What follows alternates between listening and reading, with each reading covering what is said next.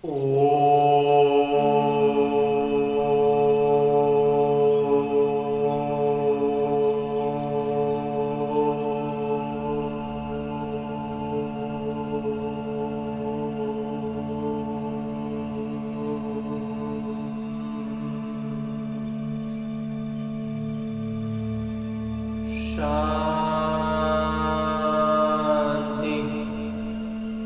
ओम शांति। बाबा बाबा ओम शांति। आज 16 अगस्त 2023 की मुरली है। बाबा कह रहे, मीठे बच्चे दूरादेशी और विशाल बुद्धि बनो। शिव बाबा के कार्य में कभी भी विघ्न नहीं करना। विघ्न करने वालों को उच्च पद नहीं मिल सकता। और आगे मेरे बाबा प्रश्न पूछ रहे हैं कि इस दुनिया में मनुष्यों को कौन से ख्यालात रहते हैं जो सतयुगी देवताओं को कभी नहीं आएंगे।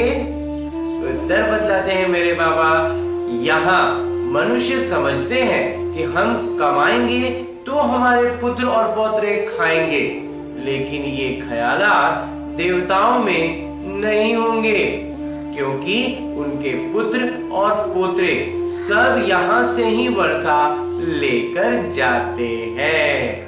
वो समझते हैं कि हमारी अविनाशी राजाई है, यहाँ ही हर एक अपना पुरुषार्थ कर रहे हैं। यही अभी का ही वो समय है जो सब अपना अपना पुरुषार्थ कर लेंगे। वहां सब कोई सिर्फ प्रारब्ध में रहेंगे, प्रारब्ध का आनंद लेंगे।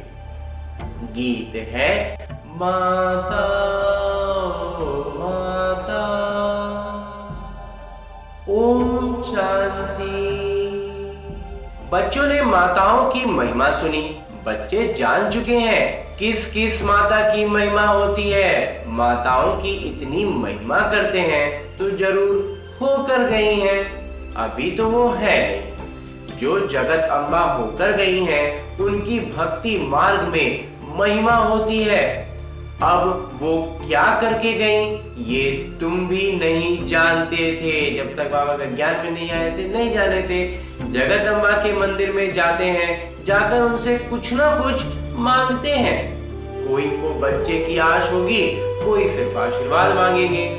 अब जड़ चित्र तो कुछ कर नहीं सकते, न वो समझते हैं, परंतु ये है भक्ति। वो जड़ चित्र क्या करेगा, लेकिन ये भक्ति है, ये करना है, बस प्रीति है, चली जा रही है, करे जा रहे हैं। तुम जानते हो वो पास्ट हो गए, वो बीत चुका है वो लम्हा। तो जगत अम्बा की महिमा है, एक तो नहीं है।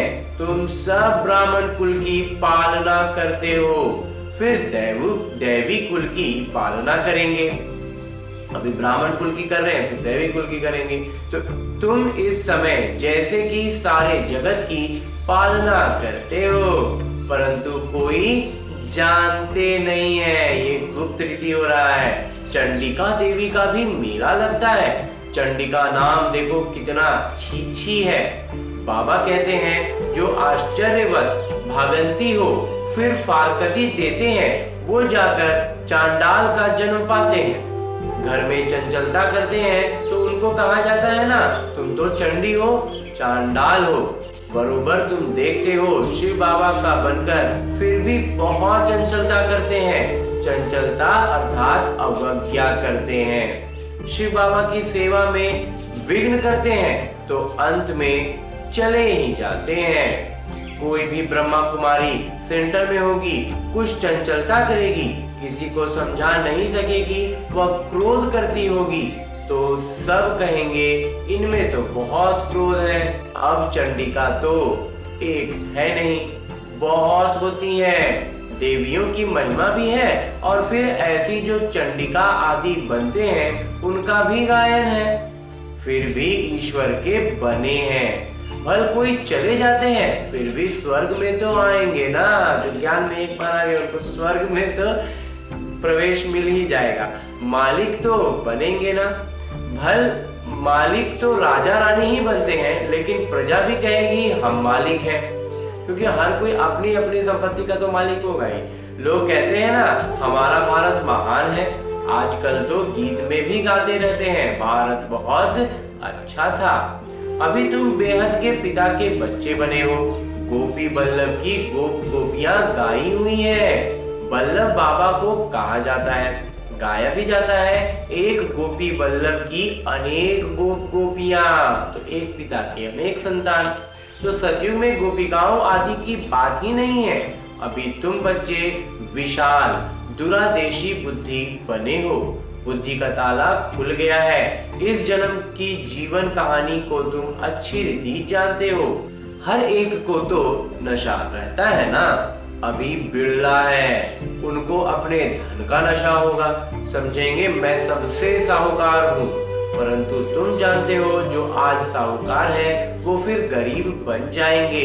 तुम्हारी और अन्य मनुष्यों की बुद्धि में रात और दिन का फर्क है, बहुत अंतर। हम अलौकिकता से चीजों को देखते हैं, लोग लौकिकता में फंसे हुए हैं। तो बाबा हमारा बुद्धि में दिन हो रहा है, वो अभी रात में ही उलझे हुए हैं। कोई को क्या नशा, कोई को क्या नशा रहता है, मैं फलाना हूँ, मैं ऐसा हूँ, मुझे मेरा ये पद है, मेरे पास ये है, उसी में उलझे हुए। ये सब लौकिक है। इनको ब्रह्मा को भी नशा था ना कि मैं बड़ा जौहरी हूँ। जब तक ज्ञान नहीं मिला था तब तक वो भी खुद को बड़ा जौहरी समझते थे। अभी समझते हैं वो सभी नशे कौड़ी मिसल है। वो सब जो नशा था ना, वो सब उस नशे का कुछ है ही नहीं जब ये आध्यात्मिक नशा चढ़ जाता है। तुम बच्चों को कितना नशा चढ़ा हुआ है, बहुत ज्यादा बाबा। वो समझते हैं हम कमाएंगे फिर हमारे पुत्र पोत्रे खाएंगे। हम कमा के इतना रख देंगे कि मेरा आने वाला पीढ़ी बैठ के खाएगा। यहाँ तो ये बात नहीं है। तुम जानते हो हम बेहद के पिता को जानकर उनसे वर्षा पा रहे हैं। और ये पूरी तरह से निज तौर पर होता है। अपना जितना पुरुषार्थ उतना अपना प्रारब्ध। इसमें कोई किसी के लिए कुछ नहीं कर सकता। जिसकी प्रारब्ध हम ही खुद जन्म दर जन्म पद पाएंगे। कई जन्मों तक चलेगा, लेकिन वो सिर्फ इस निमित्त ने किया तो इस निमित्त को ही आगे मिलेगा। जिसने जितना किया उसको उतना ही मिलेगा, उसके बदले किसी और को मिले ऐसा नहीं होगा। तो पुत्र पोत्रे आदि सब यहाँ पुरुषार्थ कर रहे हैं। हमारे पोत्रे खाएंगे ये ख्यालात वहां नहीं रहता। समझते हैं अविनाशी राजा ही है। यहाँ तो राजे लोग समझते हैं कि पुत्र पोत्रे खाएंगे। यहाँ जो बहुत अमीर है ना, वो जमा कर करके रखते हैं कि मेरा आने वाला पीढ़ी खाएगा, बेटा खाएगा, पोता खाएगा। लेकिन वहां सतयुग में ये सब ख्याल नहीं रहता, क्योंकि ये सोच के कारण ही नहीं, इस सोच के कारण भी कई विकार भर जाते हैं। और ज्यादा जमा कर दो, और ज्यादा जमा दो, खुद से कहीं ज्यादा जमा करते जा रहे हैं जो खुद के जीवन में इतना खर्च कर ही नहीं पाएंगे। तो उसमें नाम क्या लगा देते हैं कि बेटे पोते आगे की पीढ़ियों के लिए रख रहे हैं, और इस कारण गलत कर्म करते हुए विकार में जाते हुए धन जमा कर रहे हैं। लेकिन क्योंकि स्वर्ग में ये ख्याल ही नहीं हुआ कि हमको अपने पोतों के लिए जमा करना है, तो वो ऐसे भी कर्म अकर्म रह जाएंगे। विकार तो होगा ही नहीं ना। तो ये सब बातें बहुत सूक्ष्म स्तर पर एकदम स्पष्ट समझ में आएंगी। तुम अभी बाबा से इतना वर्षा लेते हो, ऐसे कर्म करते हो जो 21 जन्म उसका फल मिलता रहता है। पुत्र पौत्रों का ख्याल नहीं रहता। वे भी सब यहाँ ही वर्षा पाते हैं। सब जो भी पुत्र पौत्रे वहां होंगे ना, उन सब अभी ही अपना अपना पुरुषार्थ कर रहे हैं। तुमको कितना ज्ञान है, मनुष्य तो कुछ भी नहीं जानते। जो साधारण मनुष्य जो ज्ञान को नहीं समझे है ना, वो कुछ नहीं जान पाते हैं। तो परम पिता जिनको इतना याद करते हैं, जरूर इनसे इतना भारी सुख मिलता होगा, तब तो उनको याद कर रहे हैं। कहते हैं ना, हे परम पिता परमात्मा रहम करो। उनको परमात्मा कहा जाता है। वो सर्वोच्च है, जन्म मरण रहित है, इसलिए उनको परम आत्मा अर्थात परमात्मा कहते हैं। सभी आत्माओं का रूप एक जैसा है। जैसा जैसा पुरुषार्थ करते हैं वैसा वैसा पद पाते हैं। इनकी आत्मा अच्छा पढ़ाती है तो नारायण बनती है। ब्रह्मा बाबा बहुत अच्छे से सेवा की है तो वो नारायण बने। कोई फिर फेल होंगे तो राम बन जाएंगे। कुछ काम होना चाहिए तो 14 कला में चले जाएंगे। आत्मा ही बनती है ना, आत्मा का ही है जो जितना पुरुषार्थ किया। तुम्हारी आत्मा समझती है मैं परम पिता परमात्मा से राजयोग सीख रही हूँ। आत्मा फिर आकर नया चोला पहन किरदार निभाएगी, नर से नारायण बनेगी। ये तुम बच्चों की बुद्धि में है, क्रमशः पुरुषार्थ अनुसार। इस बात को भी, हर एक ज्ञान की छोटी छोटी बातों को भी बाबा कहते हैं पुरुषार्थ अनुसार समझ में आता है। जिसका पुरुषार्थ अच्छा होगा उसकी बुद्धि में स्पष्टता अधिक होगी तो उसको ज्ञान भी अधिक समझ में आएगा। जितना ज्यादा ज्ञान समझ में आएगा बाबा से उतना ज्यादा प्यार बढ़ता जाएगा। तो बाबा के मोह में, बाबा ने कहा ना था एक दो चार दिन पहले की मुरली में कि मोह में भी पुरुषार्थ वो होते हैं, क्रमशः हो जाते हैं। बाबा से जो मोह होता है फिर ये ज्ञान प्रायः लोप हो जाएगा। अभी जो ये ज्ञान मिल रहा है तो पुरुषार्थ अनुसार जो जितना ज्ञान को स्पष्ट कर लेंगे, अपनी बुद्धि में कर लेंगे, उसके बाद तो बाबा कहते हैं जब स्वर्ग में जाएंगे तो ज्ञान लोप हो जाएगा, वहां कोई पति तो होगा ही नहीं। ज्ञान किसको देंगे?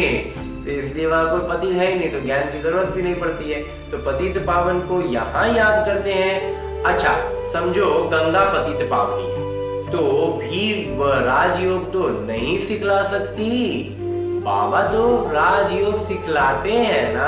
हाँ जी बाबा बहुत प्यार से हमारे सम्मुख बैठ हमें राजयोग सिखला रहे हैं, हमें पतित से पावन बना रहे हैं मेरे बाबा। ये सारा नाटक का राज आदि से अंत तक तुम बच्चों की बुद्धि में है। अब बाबा ने इतना ज्ञान दे दिया ना कि सारा बात अब हमें स्पष्ट तौर पर हमारी बुद्धि में है। तुम सब पढ़ते हो एक ही कक्षा में लेकिन क्रमशः हो। पढ़ते तो एक ही कक्षा में हो लेकिन सब क्रमशः हो गए। शुरू में 300 की भट्टी थी, 300 आत्माएं थी उस भट्टी में। गौशाला में हजारों की अंदाज में गौएं हो तो कोई संभाल भी ना सके। भट्टी भी थोड़ों की ही बननी थी। उनमें से भी कई तो चल रहे हैं, कई टूट गए, बिखर गए। कई बच्चे समझते हैं हम पहले से होते तो अच्छा था, परंतु ऐसा भी नहीं है। जो बच्चे अभी जुड़ते हैं ना उनको लगता है कि हम अगर पहले से होते तो अच्छा होता, लेकिन बाबा कहते हैं ऐसा नहीं है। इसके लिए इस निमित्त को ऐसा लगता है कि बुद्धि की स्पष्टता जितनी ज्यादा अधिक होगी ना वो ज्ञान को उतने अच्छे से समझ पाएगा, बाबा के उतने नजदीक आ पाएगा। बुद्धि की स्पष्टता नहीं होगी तो जोश में उमंग में जुड़ते हैं और फिर धीरे धीरे अपने माया उसको धीरे धीरे खींचते चली जाती है और वो खींच जाता है, बाबा से दूर हो जाता है। पुराने कितने भागंती हो गए। 25-30 वर्ष वाले भी इतना नहीं याद रखते हैं कि वो बेहद के पिता हैं जिनसे वर्षा पाते हैं। बाबा स्वर्ग का मालिक बनाते हैं और वो भी एक क्षण की बात है। बाबा कहते हैं तुम मेरा बनने से स्वर्ग के मालिक बनेंगे। जीवन मुक्ति तो राजा रानी भी पाते हैं, प्रजा भी पाती है। जो प्रजा है ना वो भी जीवन मुक्ति पाए तब तो स्वर्ग में गए ना। गाया हुआ है क्षण में जीवन मुक्ति। तो इस कला में जो निपुण हो पाएंगे अभी के इस कोलाहल के माहौल में, वो ही जीवन मुक्ति का सही अर्थ को समझ पाएंगे और वहीं इसको पार कर पाएंगे, तभी स्वर्ग में प्रवेश मिलेगा। तो इसलिए बाबा कहते हैं कि वहाँ राजा रानी हो या प्रजा हो लेकिन जीवन मुक्ति का सुख तो उनको मिलेगा। तो बच्चे जो पूरा पढ़ते नहीं है वो क्या करते होंगे? चंचलता, पढ़ाई पे ध्यान नहीं है तो चंचलता हो रही है। कोई बच्चे तो बड़े आज्ञाकारी होते हैं, बाबा से भी अच्छा मर्तबा पा लेते हैं। आज फिर बाबा इस बात पर जोर देते हैं, हमारा पुरुषार्थ बढ़ाने के लिए, हमारी उमंग, हमारा उत्साह को 7वें आसमान पर ले जाने के लिए बाबा ये बातें कहते हैं। और बाबा जो कहते हैं वो तो हमेशा सत्य होता है। इसलिए वो कह रहे हैं कि ब्रह्मा बाबा और मम्मा से ऊपर जाने का भी अवसर है। ऐसा नहीं कि वो चले गए हम उनके पीछे ही रहेंगे। बाबा कहते हैं वो करो, आज्ञाकारी बच्चा बनो, पढ़ाई पे पूरा ध्यान दो, पूरी सेवा में लगे रहो, तो फिर मर्तबा उससे ऊंचा भी मिल सकता है। बाबा 100-200 कमाने वाले होंगे, बच्चा लखपति बन जाता है। जो लौकिक में भी होता है ना कि पिता बहुत गरीब हो लेकिन बेटा उसका बहुत बड़ा हो जाता है, तो अलौकिक संबंध में भी ऐसा होता है। 7 रोज वाला बच्चा 25 वर्ष वाले से तीखा चला जाता है।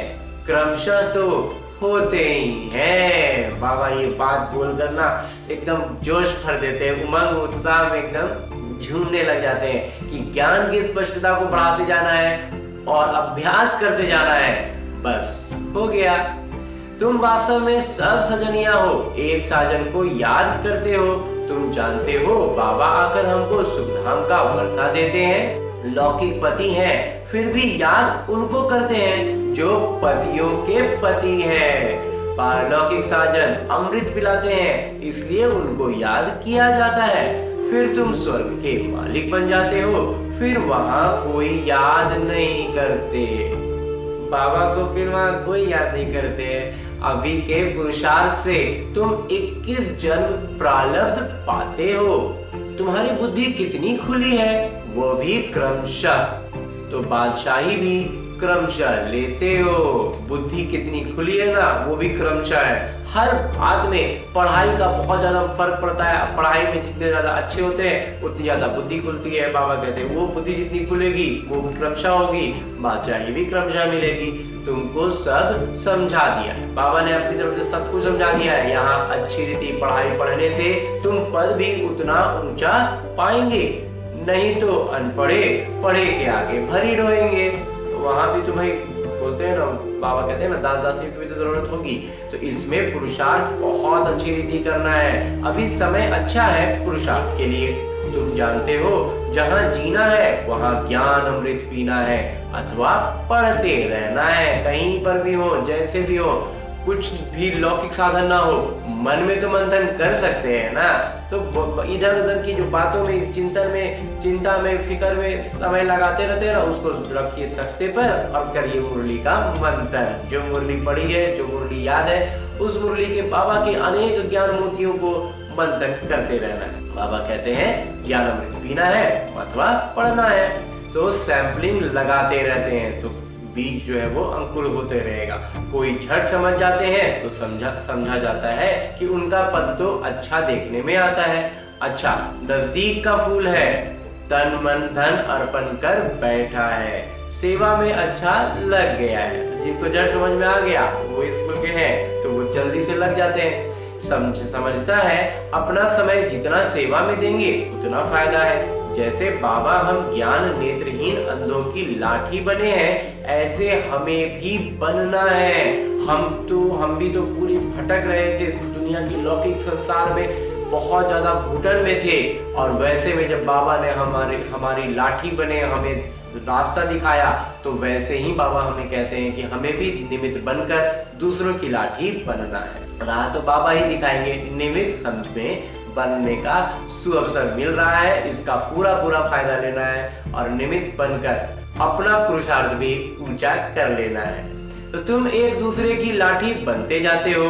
अंधा बनाया है रावण ने, इस बात का बहुत ज्यादा ध्यान रखना है। रावण जो है ना, ये अंधा बना दिया है और उसी के अनुसार हम जो बोलता है वही करते रहते हैं लौकिक दुनिया में। तो ये तुमको समझाया जाता है कि इस समय सारी दुनिया लंका है और सब शोक वाटिका में है। नाम रखा है अशोका होटल, वहां खूब मजे उड़ाते हैं। लौकिकता की बातें हैं। तो अभी तुम जानते हो बाबा आए हुए हैं, महाभारत लड़ाई सामने खड़ी है। ये तो लगनी है जब घर के द्वार खुलते हैं। द्वापर की तो बात ही नहीं है, अभी तो घोर अंधियारा है ना। तो ब्राह्मणों की रात अब पूरी हुई है, बाबा आए हुए हैं। ये बातें तुम बच्चे ही जानते हो। स्कूल में पढ़ते हैं कि कोई तो बहुत अच्छे अंक लाते हैं और कोई फेल हो जाते हैं। लौकिक पढ़ाई में भी हम देखते हैं ना कि कोई तो बहुत अच्छा अंक ला रहा है, कोई एकदम से फेल हो जा रहा है। तो फेल की निशानी है चंद्रवंशी में चले जाएंगे। ज्ञान में आए हैं इसी स्वर्ग में तो जाना है, तो स्वर्ग त्रेता युग तक है, इसलिए बाबा कहते हैं वो सूर्यवंशी में फिर नहीं जाएंगे, वो फिर वो चंद्रवंशी में चले आएंगे। तो राम को क्षत्रिय की निशानी दी है, अर्थ नहीं समझते। लव कुश की क्या क्या बातें बैठ सुनाते हैं। बाबा कहते हैं कपोड़े हैं, कितने झूठे दोष बैठ लगाते हैं। गाते हैं राम राजा राम प्रजा धर्म का उपकार है। फिर ये सब बातें कहाँ से आई?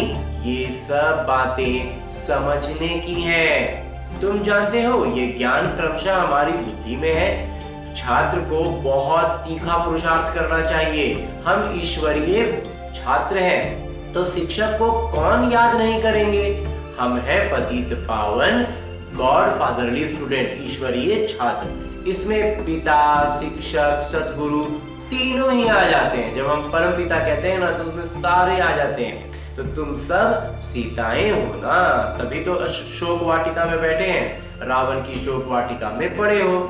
लेकिन परमपिता परमात्मा जो है वो है ज्ञान सागर, ज्ञानवान। श्री कृष्ण को अथवा लक्ष्मी नारायण को ऐसा नहीं कहेंगे, उनकी महिमा ही न्यारी है। गीत में भी गाते हैं उनकी महिमा अपरम अपार है। जो ऐसा बनाते हैं, तुम कहते हो बाबा हम आपसे पूरा वर्षा लेंगे, आप कितने मीठे हो बाबा, बहुत मीठे हैं बाबा, कितने प्यारे हैं। लक्ष्मी नारायण कितने मीठे हैं, कितने प्यारे हैं।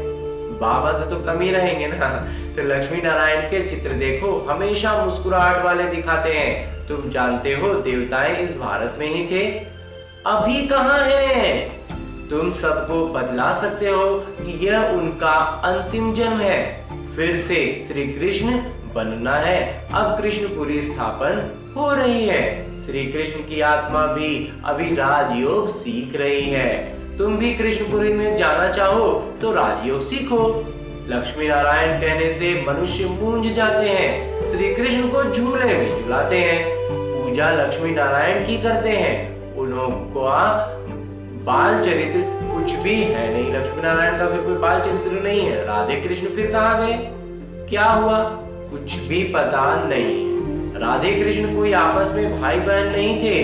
अभी राधे कृष्ण का राज्य तो है नहीं। द्वापर में भी उनकी राजधानी का कुछ तो पता थोड़े ही है। फिर वो जो सतयुग से द्वापर में आया तो उनका नाम राज्य क्या था, कुछ भी तो पता नहीं है।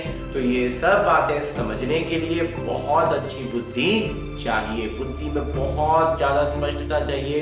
बाबा कहते हैं बहुत अच्छी बुद्धि चाहिए। लिटरेचर बनाने में भी मेहनत लगती है, पूरा जो उसका तैयार करते हैं ना, उसमें बहुत मेहनत लगती है। विष्णु के अलंकार दिखाते हैं, परंतु वास्तव में विष्णु के अलंकार होते नहीं। विष्णु व लक्ष्मी नारायण को शंख थोड़े ही हैं, तो हम क्या लिखें। मनुष्य तो कुछ भी समझ ही ना सके।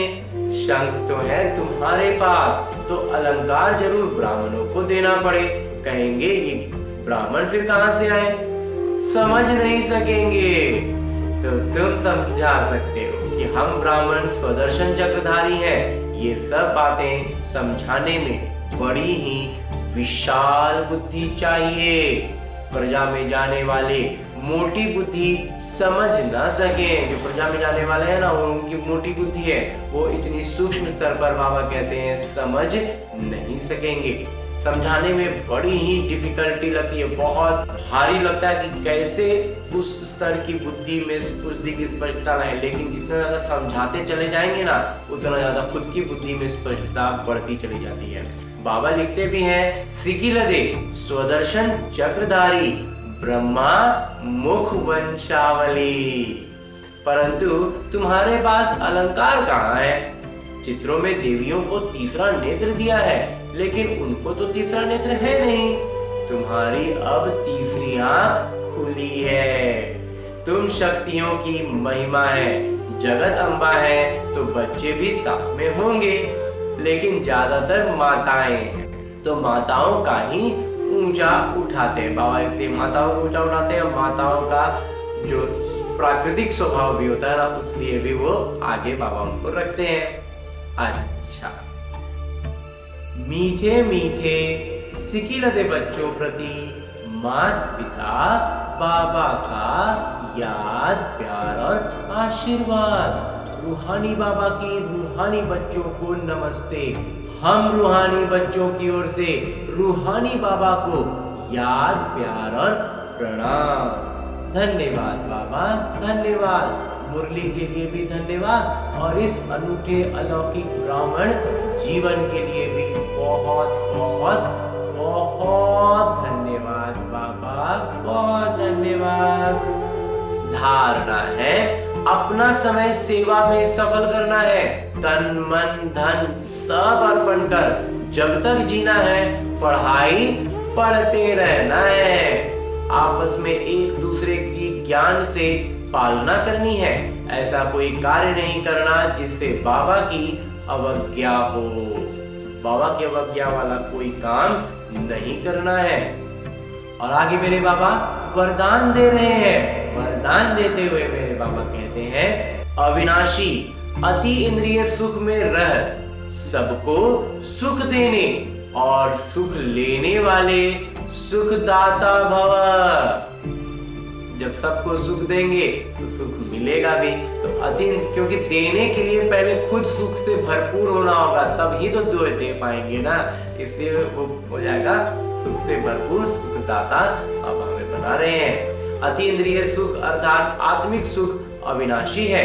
इंद्रियां खुद ही विनाशी है, तो उनसे प्राप्त सुख भी विनाशी होगा। इसलिए सदा अति इंद्रिय सुख में रहो तो दुख का नामो निशान आ नहीं सकता। इंद्रियों के सुख में जाएंगे तो इंद्रियां विनाशी हैं, तो उनका सुख भी विनाशी हो जाता है। बाबा हमें अति इंद्रियों से परे वाले सुख में जाने के लिए कहते हैं, फिर वहां दुख आएगा ही नहीं। अगर दूसरा कोई आपको दुख देता है तो आप नहीं लो। कोई दूसरा दुख दे रहा तो काहे के लिए लेंगे, हम नहीं लेंगे, हमको पसंद ही नहीं है दुख, तुम क्यों ले। तो आपका स्लोगन है, सुख दो सुख लो, न दुख दो न दुख लो। तो कोई दुख दे तो उसे परिवर्तन कर आप सुख दे दो, उसके बदले में आप उसको सुख दे दो, उसको भी सुखी बना दो, तब कहेंगे सुख दाता। अंत में स्लोगन है, मुरली का उपदेश है कि अधिक बोलकर ऊर्जा गंवाने के बजाय अंतर्मुखता के रस के अनुभवी बनो। अधिक बोल करके अपनी ऊर्जा नहीं गंवानी है, सिर्फ बोलने में नहीं, कोई भी ऐसा कृत्य करने में जिसमें हमारी ऊर्जा व्यर्थ जा रही हो उस पर भी हमें ध्यान देना है और हमें उसे रोककर अंतर्मुखता के रस में डूबना है। तो उसका जो अनुभव होगा ना, वो फिर अति इंद्रिय सुख की ओर ले जाएगा। और आज की मुरली के बाद मेरे बाबा अव्यक्त इशारे दे रहे हैं कि कर्म में आते, विस्तार में आते, रमणीकता में आते, संबंध संपर्क में आते, न्यारे बनने का अभ्यास करो। कोई भी, चाहे हम कर्म करें या अपनी बुद्धि में स्पष्टता के लिए या दूसरों को समझाने के लिए विस्तार में जाए या रमणीकता में जाए या संबंध संपर्क में चले आए, लेकिन हर परिस्थिति में, हर बात में हमारा अभ्यास क्या हो कि हम न्यारे बने रहें। इस बात का अभ्यास जितना अधिक होगा ना, उतना ज्यादा हम पुरुषार्थ में तीव्र होते चले जाएंगे। जैसे संबंध व कर्म में आना सहज है, वैसे ही न्यारा होना भी सहज है। ऐसे अभ्यास चाहिए। इसके लिए क्या करना होगा? अभ्यास। अति के समय जब एक क्षण में अंत हो जाए, ये अंतिम अवस्था का पुरुषार्थ है।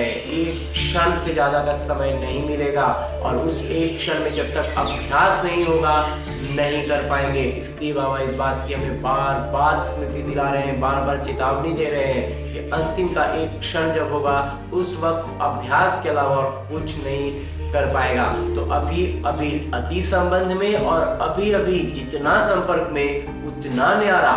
अभी अभी हम बहुत भीड़ में हैं, लोगों से बात हो रही है, बहुत कुछ हो रहा है और अभी एक क्षण में हम अशरीरी हो जाए, हम अभ्यास का में इतना तीखे हो कि उस एक क्षण से ज्यादा का समय हमें न लगे।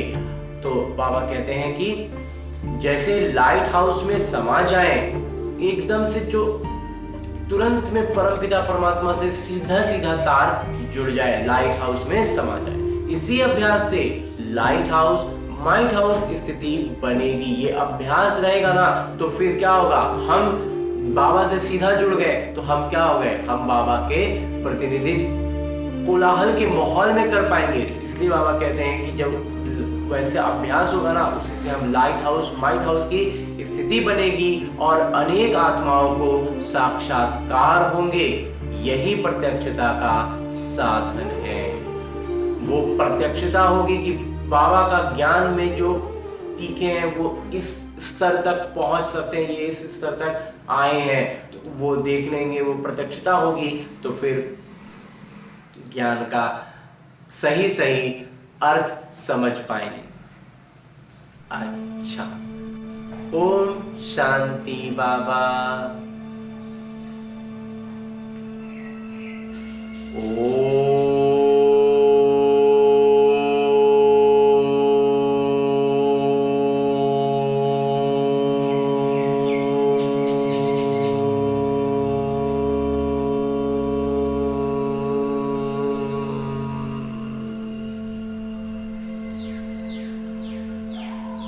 शांति।